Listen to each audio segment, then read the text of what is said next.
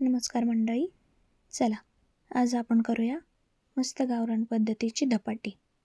यासाठी आपण आधी धपाट्यांचं पीठ छान चाळून घ्यायचं आहे. यात आता आपण घालत आहोत चवीनुसार मीठ,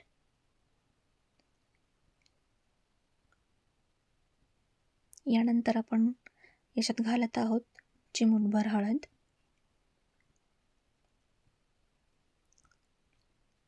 आपण वाटण तयार केलं आहे. याच्यात आपण आलं, लसूण आणि 2 मिरच्या घातल्यात.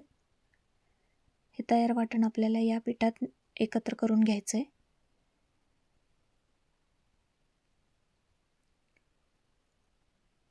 पीठ छान एकत्र करून घ्यायचं आहे आपल्याला.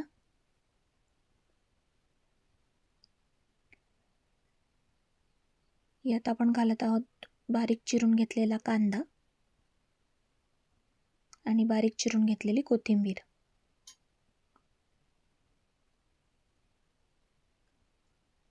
पीठ छान एकत्र करून घेतल्यानंतर थोडं थोडं पाणी घालून आपल्याला याचा छान गोळा तयार करून घ्यायचा आहे.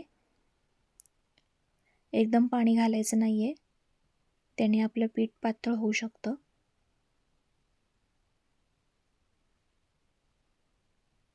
तुम्ही बघा, अशा पद्धतीने आपल्याला छान याचा गोळा तयार करून घ्यायचा आहे.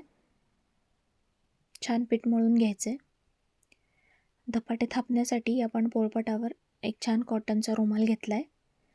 बाजूला थोडंसं पाणी घेतलंय, जेणेकरून धपाटे थापताना ते चिटकणार नाही. आपल्याला असा छोटा गोळा तयार करून घ्यायचा आहे. पाण्याचा हात लावून धपाटा अशा पद्धतीने आपल्याला छान थापून घ्यायचं आहे.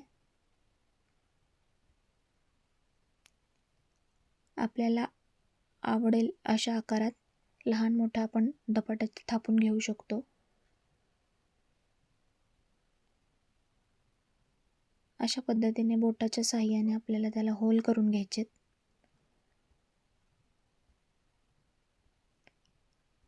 दुसरीकडे तव्यावर आपल्याला थोडंसं तेल सोडून घ्यायचंय. तयार धपाटं अशा पद्धतीने कापडासकट उचलून आपल्याला तव्यावर घालायचं आहे.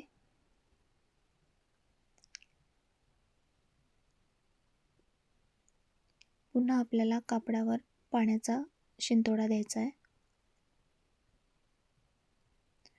तव्यावरील धपाट्याच्या कडेने थोडं थोडं तेल सोडायचं आहे, जेणेकरून धपाटा आपल्या तव्याला चिटकणार नाही.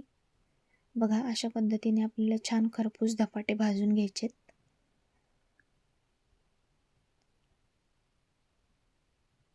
उर्वरित सगळी धपाटी अशी आपल्याला एक एक करून भाजून घ्यायची आहेत.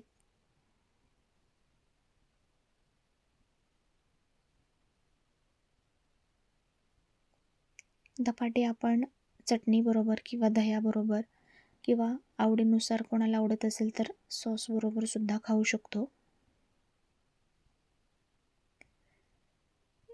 धपाटे भाजताना तुम्ही तेलाऐवजी तुपाचाही वापर करू शकता किंवा बटरही वापरू शकता.